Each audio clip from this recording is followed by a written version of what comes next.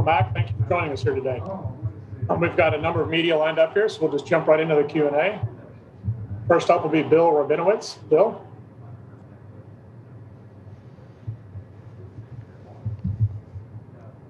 Okay.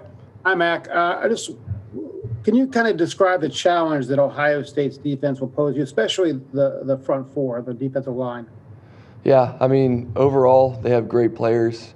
Not a super complicated scheme, and they don't have to be that way because they have great players, but it's mostly four-down fronts. You know, I've been impressed watching them on film. Very vertical team in terms of the D-line, getting back there at the quarterback. And then, obviously, all 11 players rallying to the ball. You know, they do a good job, and we got to be ready to roll, and it's going to be the best defense we've played this year. Next up, we'll hear from Charlie Potter. Charlie? Hey, Mac. I asked Alex the same question. You guys have a bunch of Florida natives on your roster. Just how special is it to be able to end this season, one that's kind of been unprecedented with all its disruptions and everything in your home state of Florida? Yeah, it is really cool. You know, just being from Florida and getting a chance to go back there and then playing in Miami is a great city. But, you know, at the end of the day, it's just another game, and we got to go out there and play our game. And Ohio State's going to do the same. They're going to play the game just like it's any other game, and we're just looking forward to that. Next is Patrick Murphy. Patrick? Mac, you guys have played a lot of great secondaries this year. When you look at Ohio State's on film, what challenges do the Buckeyes defensive backs present that you guys will have to overcome in this one?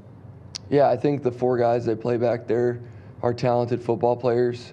You know, I played 7-on-7 with Sean Wade, 24, a great guy, great family, really a technician, a longer guy, and he plays well in coverage. And then Seven Banks on the other side. First of all, he has a cool name, and he's a great football player, speed, change of directions, all there.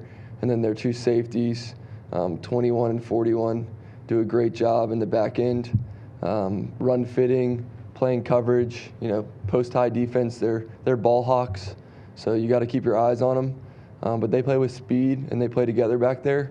And like I said, the whole defense, really good defense, and, you know, it starts up front, but they play well all around. Next, we'll hear from Michael Casagrande. Michael? Yeah, Mac, just wondering, how do you hope this team will be remembered? I think we've been remembered for a lot already, but, you know, to do what we've done this season has been impressive. And we got one more game, and it's the most important game, but we're not satisfied with where we are. And people are going to put a lot of pressure on this game, but I'm super proud of our teammates and coaches and the fans for supporting us all season long. And there's no added pressure, but at the same time, it's kind of what we signed up for in coming to Alabama, is just to get a chance to play in a national championship and then hopefully win one. Next will be Dan Hope. Dan? Hey, Mac, just wondering what's it like for you to, you know, go head-to-head with Justin Fields in this game, and kind of how do you enjoy that as a quarterback? Yeah, I love playing against a great quarterback. Justin Fields is a top quarterback in the country, and he's played well, you know, this entire year and throughout his whole career. And I'm just blessed to be able to play on a field with him.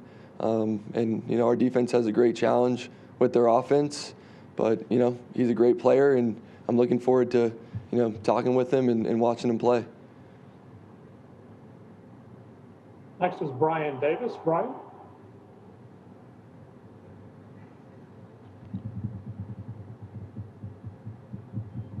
I think you might be muted.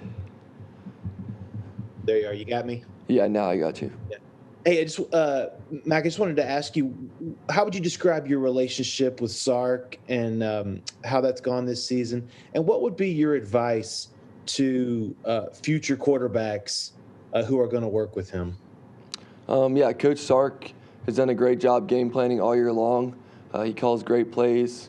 All of the players really like him, and we just appreciate all the hard work he's put into this program. You know, he's calling cool plays, but at the same time, we stick to our base rules and just follow what he wants us to do. And future quarterbacks, I just say, you know, enjoy Coach Sark. He's a great guy. You can learn a lot about being a great person and then also applying things to your game. And he's coached at all levels, NFL, college, so you can get a lot of different information from what he teaches you when you watch film, and then just learn how to think like Coach Sark, because he sees everything that the defense does, and he's going to put you in the best position to succeed as a quarterback in an offense. Next will be David Wilson. David?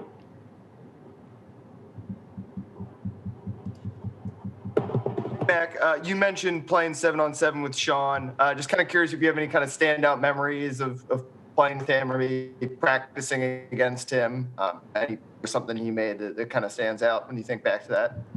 I don't know if I can remember a specific moment, but Sean, like I said, he comes from a great family, and he's a technician, and he's kind of a perfectionist in his own way. He celebrates when he makes great plays, but he's more of a quiet guy, and just kind of does his job. But in high school, really humble for being a top recruit.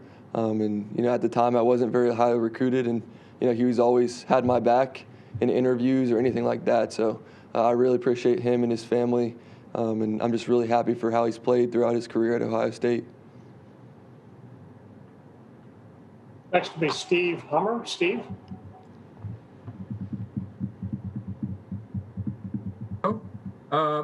Mac, awful lot of good players have come through Alabama through the years. What do you think this group of on offense, how are they unique and special in your eyes?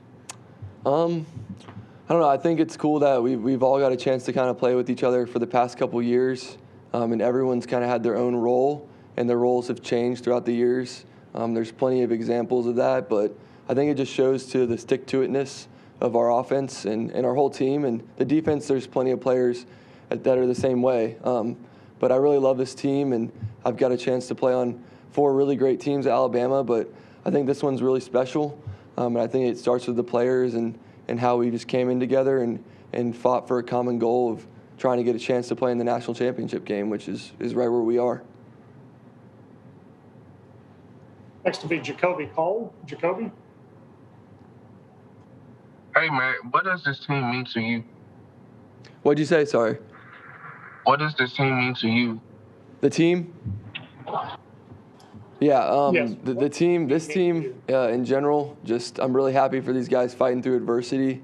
Like I said before, we got a great group of guys, but at the same time, we have a lot of great support staff around here in this building that help everything go, and they probably don't get enough credit that they deserve. But this team is awesome, and we're just looking forward to finishing this year strong and getting a chance to play the final game of the year together for 60 minutes.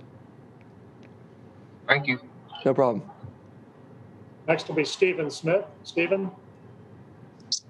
Hey, Mac, I know you were really proud of watching DeVonta, win the Heisman, but when did that chemistry between you and DeVonta start? And talk about that chemistry that you two have.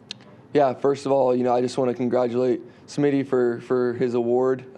That's really awesome, and I'm proud for his family in Amite City. That was really cool to see him on the broadcast, and his whole family and the whole city was really in there cheering DeVonta on. But we've had that chemistry for a while. I think about camps and things like that, and me and Smitty were the 2 skinniest guys out there throwing the ball to each other, so he kind of just started there.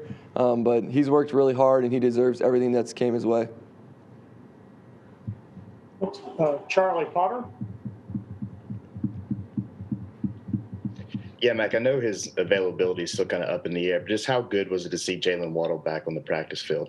Yeah, he actually looked really good, but I don't really know if I can answer that question properly, because you got to ask Coach Saban and the training staff. But he's worked really hard in his rehab, and we'll see what happens. Next, we'll hear from Steve Mouton. Steve? Mac, congratulations on being a Heisman finalist last night. And tell me about that moment in particular when Smitty's name was called, and being the first guy to hug him, and what that moment was like for you. Yeah, it was really cool. I was telling some people earlier, I was nervous about getting Smitty the ball this year. I was like, I got to make sure I can make sure that Smitty gets the ball and makes plays. So I just wanted to make sure I did my job and his success. And obviously he's helped me out a ton, and everyone else has too. But just to see Smitty's his entire life kind of just go into that moment, you could see it. He was kind of like a little shocked, but I was so happy for him. Like, it's like a video game, man. You're up there, and you get to see your teammate win the Heisman Trophy, and you feel like that's just one of the coolest things that you could do is have a chance to be with them, especially in kind of the crazy year that it's been, and just be able to be the first guy to kind of congratulate him. I'm just so happy for Smitty and his family and his city and the whole nine. Next will be Tim May. Tim? Yeah, thank you very much. Hey, Mac, I'll go all the way back watching Alabama football back when Joe Namath played. And I keep telling everybody, this is the most prolific, wide-open offense I've ever seen from Alabama. And obviously they put their trust in you to run this show. But what is it like when you know you've got the confidence of a Nick Saban and Steve Sarkeesian to just call almost any play at any time and with those kind of weapons around you? Yeah, it's really just an awesome experience to be able to lead these guys. And I've said this before, but they make everything go. I mean, like you said, we have a great play caller, and then we have a great offensive line and skill players that make it all happen. So really, we prepare really hard. It doesn't just show up on game day. It takes a lot of really months and years of preparation, and we've just kind of molded together as a group. But at the same time, I've said this before, we had some improvements to make after last game, and we're going to do that this week, and we've started that already, and just looking forward to this next game.